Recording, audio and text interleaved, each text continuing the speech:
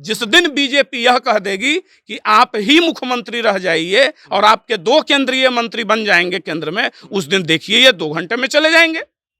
बहुत बड़ी बात बोल रहे हैं। एकदम बड़ी बात बोल रहे हैं, पूरी जानकारी के साथ बोल रहे हैं और चंद दिन में यहाँ सामने बात आ जाएगी। अजी हम तो इन्हीं को लोगों को आगे बढ़ाने चले थे भाई, क्या करें, देखे ना कैसा कैसा बोलता था सब हमारे ऊपर। सुधाकर सिंह जी को टारगेट में लेंगे। उसके बाद हम तो समाज में सर्वधर्म समभाव बनाकर चलने वाले लोग हैं, हम तो चाहते हैं कि समाज के लोग एक सूत्र में बंधे रहें। देखे ना कैसे कैसे बोलता था उनका मंत्री लोग। तो अब हम क्या करें, हम ऐसे लोगों को जब हम तो बढ़ाने का मौका दिए और जब इस तरह का होने लगा तो हम विचार किए कि चलो अब अलग ही हो जाते हैं। वो भाई प्रेम में आ गए। लेकिन आज उन्होंने सही कहा है कि जब बड़का भाई बेईमान हो जाएगा तो छोटका तो ऐसी राह चल जाएगा। यो उपेंद्र कुशवाहा जी नेता हैं, नेता। रामचंद्र बाबू जैसे चुप नहीं रहने वाले हैं। ये तो आहत हो गया, चुप हो गए, छोड़ो हटाओ कुछ नहीं चाहिए। लेकिन उपेंद्र कुशवाहा जी नहीं छोड़ेंगे। जदयू 3 खंड में विभक्त होने जा रही है। कैसे कह सकते हैं? मैं आज आधिकारिक तौर पे आपको कह दूं, आपके कैमरे पे मैं कह रहा हूं, रिकॉर्ड में रख लीजिएगा, जदयू 3 खंड में विभक्त होगी। एक खंड जो मूल जदयू बच जाएगी वो माननीय उपेंद्र कुशवाहा जी के साथ बच जाएगी। दूसरा जदयू जो रहेगा पार्ट, उसमें जो पंचरत्न है ना माननीय मुख्यमंत्री जी के चारों तरफ, वो भी उड़ान ठानने की तैयारी में लगे हुए हैं।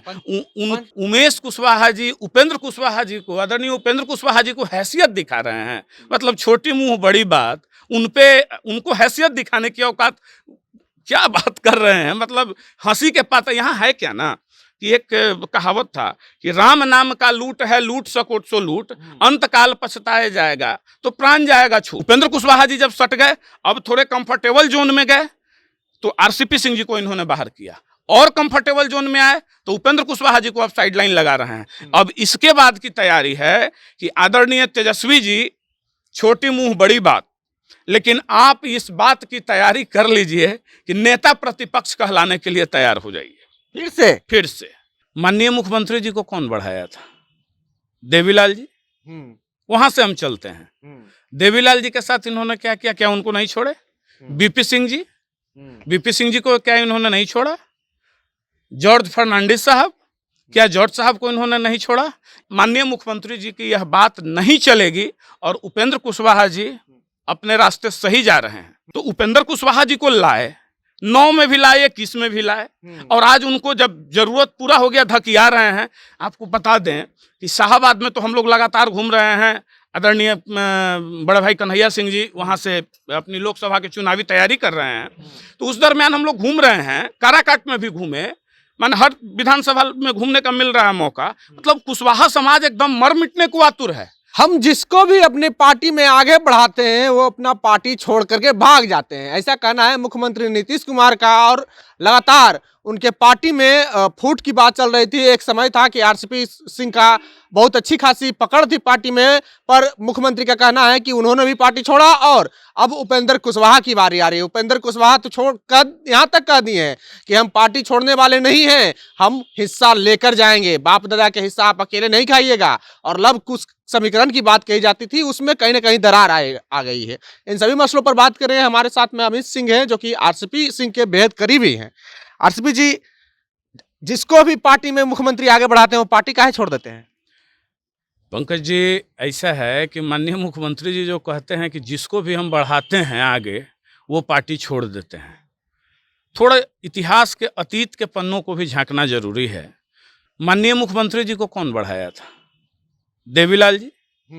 वहां से हम चलते हैं। देवीलाल जी के साथ इन्होंने क्या किया? क्या उनको नहीं छोड़े? बीपी सिंह जी, बीपी सिंह जी को क्या इन्होंने नहीं छोड़ा? जॉर्ज फर्नांडिस साहब, क्या जॉर्ज साहब को इन्होंने नहीं छोड़ा? ये नहीं छोड़े या जॉर्ज साहब को किनारा लगा दिए। अब आ जाइए समता पार्टी के गठन में। समता पार्टी का गठन कौन लोग किए थे? आदरणीय शरद यादव जी, जॉर्ज फर्नांडिस साहब। क्या हुआ? कहाँ उनको किनारा लगा दिए? और उसके बाद उनके नीचे आ जाइए, आनंद मोहन जी थे, प्रभुनाथ सिंह जी थे, कितने मैंने ऐसी फहरिस्त लंबी है। ये जो माननीय मुख्यमंत्री जी कहते हैं कि हम जिसको बढ़ाते हैं, हकीकत यह है कि यह किसी को बढ़ाते नहीं हैं। ये अपने स्वार्थ सिद्धि के लिए जब स्वार्थ होता है तो उसको सटाते हैं, गले लगाते हैं। हम प्रत्यक्षदर्शी हैं। जिस दिन माननीय उपेंद्र कुशवाहा जी अपनी पार्टी का विलय कर रहे थे, हम पार्टी कार्यालय में मौजूद थे। और अगर माननीय मुख्यमंत्री जी को स्मरण होगा तो मैं जहां वो भाषण दे रहे थे, मैं ठीक उनके बगल में नीचे खड़ा था और मैं अपने मोबाइल से लाइव भी कर रहा था उस कार्यक्रम का। माननीय मुख्यमंत्री जी ने मंच से कहा, उस समय राष्ट्रीय अध्यक्ष आदरणीय आरसीपी सिंह जी थे, कहे कि आरसीपी बाबू का भी पत्र आ गया है और आपको तो हम भाई हैं, आपका तो कद है और आप कहें या ना कहें, लेकिन हम आपको संसदीय बोर्ड का अध्यक्ष बनाते हैं।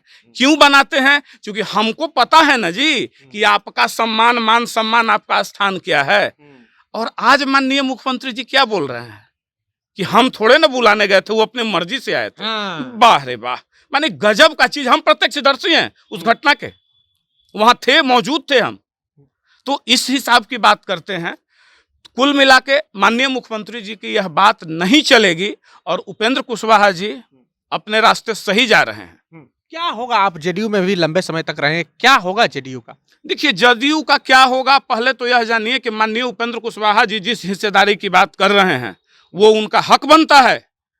बिहार का जितना कुशवाहा समाज है अंदर अंदर इतना अपमानित महसूस कर रहा है। उस समय भी आदरणीय उपेंद्र कुशवाहा जी पर लोग गुस्साया था कि आप किन पे भरोसा कर रहे हैं, क्यों जा रहे हैं। अरे अपनी राजनीति कहां से शुरू किए थे माननीय मुख्यमंत्री जी? लौ कुश समीकरण से ना। तो क्या किए? तो उपेंद्र कुशवाहा जी को लाए, 9 में भी लाए, 21 में भी लाए, और आज उनको जब जरूरत पूरा हो गया धकिया रहे हैं। आपको बता दें कि शाहबाद में तो हम लोग लगातार घूम रहे हैं। आदरणीय बड़े भाई कन्हैया सिंह जी वहाँ से अपनी लोकसभा की चुनावी तैयारी कर रहे हैं, तो उस दरमियान हम लोग घूम रहे हैं। काराकाट में भी घूमे, माने हर विधानसभा में घूमने का मिल रहा है मौका। मतलब कुशवाहा समाज एकदम मर मिटने को आतुर है। और आज की भी तिथि में बिहार में अगर कुशवाहा समाज का कोई नेता है तो वो आदरणीय उपेंद्र कुशवाहा है, कोई दूसरा व्यक्ति नहीं है। इस मुगालती में नहीं जीने का है कि उनके कारण कुछ नहीं हुआ, उनके कारण कुछ नहीं। तो बुलाए थे क्यों उपेंद्र कुशवाहा जी को? क्यों बुलाए थे? वो तो गलती कर ही गए, उनकी तो गलती थी ही, वो भाई प्रेम में आ गए। लेकिन आज उन्होंने सही कहा है कि जब बड़का भाई बेईमान हो जाएगा तो छोटका तो ऐसी राह चल जाएगा। यो उपेंद्र कुशवाहा जी नेता हैं, नेता। रामचंद्र बाबू जैसे चुप नहीं रहने वाले हैं। ये तो आहत हो गए या चुप हो गए, छोड़ो हटाओ, कुछ नहीं चाहिए। लेकिन उपेंद्र कुशवाहा जी नहीं छोड़ेंगे। वो समता पार्टी काल से आपके साथ रहे हैं। और रही बात जदयू का क्या होगा, तो जदयू 3 खंड में विभक्त होने जा रही है। कैसे कह सकते हैं? मैं आज आधिकारिक तौर पे आपको कह दूं, आपके कैमरे पे मैं कह रहा हूं, रिकॉर्ड में रख लीजिएगा, जदयू 3 खंड में विभक्त होगी। एक खंड जो मूल जदयू बच जाएगी वो माननीय उपेंद्र कुशवाहा जी के साथ बच जाएगी।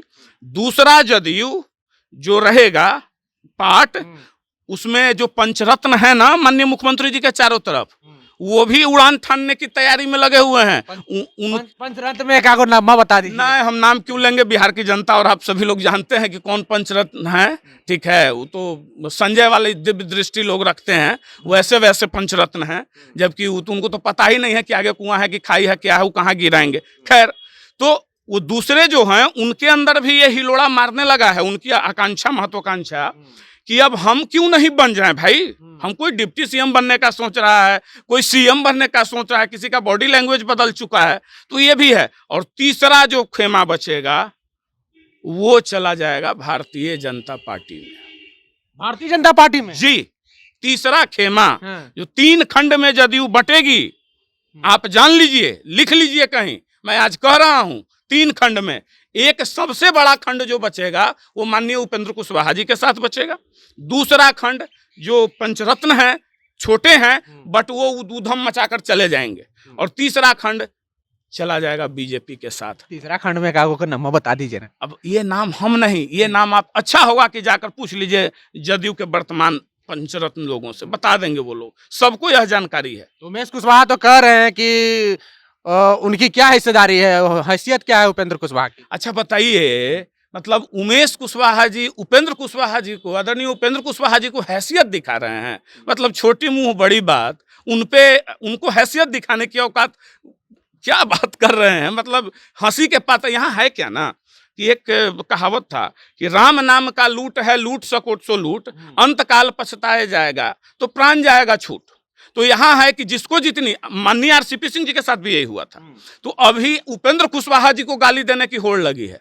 और वही नहीं, जो कल तक एक दो सज्जन वैसे को भी देख रहे हैं हम आजकल कि भाई माननीय उपेंद्र कुशवाहा जी के साथ रहा करते थे और आज वो हिमायती हो गए हैं माननीय मुख्यमंत्री जी के, सब बेसलेस लोग हैं, उसका अपना कोई वोट जनाधार है। अरे आज जो माननीय प्रदेश अध्यक्ष जी हैं, चाहे और भी कुछ लोग हैं, छुट भैया लोग हैं, तो उमेश कुशवाहा जी का अपना क्या जनाधार है जी?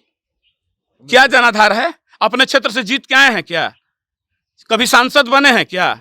उपेंद्र कुशवाहा जी अपने दम पे सांसद भी तो बने हैं ना, केंद्रीय मंत्री भी बने हैं ना, और कुशवाहा समाज के वही नेता हैं। इसमें कहने में कोई ये जो विवाद चल रहा है अमित जी, अगर इस पर विवाद पर क्या कोई सरकार में भी फेरबदल हो सकती है, सरकार पर भी प्रभाव पड़ेगा? देखिए, सरकार पर अब ये बहुत सुंदर प्रश्न आप छेड़े हैं। यह माननीय मुख्यमंत्री जी के द्वारा पूरा रचित प्रायोजित कार्यक्रम है। आप जानिए इसके बाद क्या होना है। उपेंद्र कुशवाहा जी उस समय ये अकेलापन महसूस कर रहे थे, 43 पे आए थे, चारों तरफ से दबाव था, उपेंद्र कुशवाहा जी को इन्होंने सटा लिया। उपेंद्र कुशवाहा जी जब सट गए, अब थोड़े कंफर्टेबल जोन में गए, तो आरसीपी सिंह जी को इन्होंने बाहर किया, और कंफर्टेबल जोन में आए तो उपेंद्र कुशवाहा जी को अब साइडलाइन लगा रहे हैं। अब इसके बाद की तैयारी है कि आदरणीय तेजस्वी जी, छोटी मुंह बड़ी बात, लेकिन आप इस बात की तैयारी कर लीजिए कि नेता प्रतिपक्ष कहलाने के लिए तैयार हो जाइए। फिर से नेता प्रतिपक्ष कहलाने के लिए तैयार हो जाइए। आपके चाचा जी आपको, या तो अभी भी आप दंडवत में रहिए और उप मुख्यमंत्री बने रहिए, नाम मत लीजिए मुख्यमंत्री पद का, तब तक तो सही है। जिस दिन अगर यह चाहेंगे कि अब हमको मुख्यमंत्री बना ही दीजिए, भले ही वो 2025 का समय क्यों न हो, उस दिन भी आप उप हो जाइएगा, नेता प्रतिपक्ष हो जाइएगा। ये तय बात है। ये नहीं बनाने जा रहे हैं, और ये कहेंगे क्या, आधार क्या बनेगा? जो मुख्यमंत्री जी की बात हम कर रहे हैं, वो कहेंगे अजी हम तो इन्हीं को लोगों को आगे बढ़ाने चले थे। भाई क्या करें, देखे ना कैसा कैसा बोलता था सब हमारे ऊपर। सुधाकर सिंह जी को टारगेट में लेंगे। उसके बाद हम तो समाज में सर्वधर्म समभाव बनाकर चलने वाले लोग हैं, हम तो चाहते हैं कि समाज के लोग एक सूत्र में बंधे रहें। देखे ना कैसे कैसे बोलता था उनका मंत्री लोग। तो अब हम क्या करें? हम ऐसे लोगों को जब हम तो बढ़ाने का मौका दिए, और जब इस तरह का होने लगा तो हम विचार किए कि चलो अब अलग ही हो जाते हैं। यही पूरा उनका पीसी होगा और इसी में सरकार पलट जाएगी। अच्छा, तो अलग होंगे तो उनके पास तो बहुमत होगा नहीं, किसके साथ सरकार बनाएंगे? अब वही बता रहे हैं, इस बार पड़ गए हैं सांप छुछुंदर के फेरे में। न बीजेपी लेगी न उलेगी। ये चाहेंगे कि मध्यावधि चुनाव हो जाए, और ये चाहे इनके न चाहने से भी अभी भी ये बीजेपी के संपर्क में हैं। उपेंद्र कुशवाहा जी की बात पूर्णतः 100% सही है। नीतीश कुमार अभी भी बीजेपी के संपर्क में हैं, और दिल्ली में बैठे एक नेता, मैं नाम नहीं खोलूंगा, वो बीजेपी में लॉबिंग कर रहे हैं। वो स्वाभिमानी व्यक्ति हैं, इनके कहने पर भी नहीं डिगे थे, वो लॉबिंग कर रहे हैं, और अभी भी ये 2 मंत्री पद पे बीजेपी में जाने को तैयार हैं। लेकिन बीजेपी अभी इनके शर्त पे इनको लेने को तैयार नहीं है। बस यही बात अटकी पड़ी है। जिस दिन बीजेपी यह कह देगी कि आप ही मुख्यमंत्री रह जाइए और आपके 2 केंद्रीय मंत्री बन जाएंगे केंद्र में, उस दिन देखिए ये 2 घंटे में चले जाएंगे। बहुत बड़ी बात बोल रहे हैं, एकदम बड़ी बात बोल रहे हैं, पूरी जानकारी के साथ बोल रहे हैं, और चंद दिन में यहाँ सामने बात आ जाएगी। लिख लीजिए, हम लोग कोई वैसे बरगलाने वाले लोग नहीं हैं। 21वीं सदी में हैं, 21वीं सदी का राजनीति करते हैं, 1974 का प्रोडक्ट नहीं है। जो बोलेंगे मुंह पे बोलेंगे, ठोक के बोलेंगे। तो ये बात है। चलिए, तो अमित सिंह है, आरसीपी सिंह के बेहद करीबी है, और ये दावा कर रहे हैं कि मुख्यमंत्री फिर से बहुत जल्द पाला बदल लेंगे और उपेंद्र कुशवाहा के समर्थन में आए। और उपेंद्र कुशवाहा का कहना है कि हम हिस्सेदारी लेकर रहेंगे, और इनका कहना है कि उपेंद्र कुशवाहा ऐसे चुप रहने वाले व्यक्ति नहीं है। बहरहाल, आपको हमारा ये बातचीत कैसा लगा, आप अपनी प्रतिक्रिया कमेंट बॉक्स में जरूर दें। अगर आप यूट्यूब चैनल पर देख रहे हैं तो चैनल को सब्सक्राइब कर लें, फेसबुक पेज पर देख रहे हैं तो पेज को लाइक कर लें। बहुत बहुत धन्यवाद।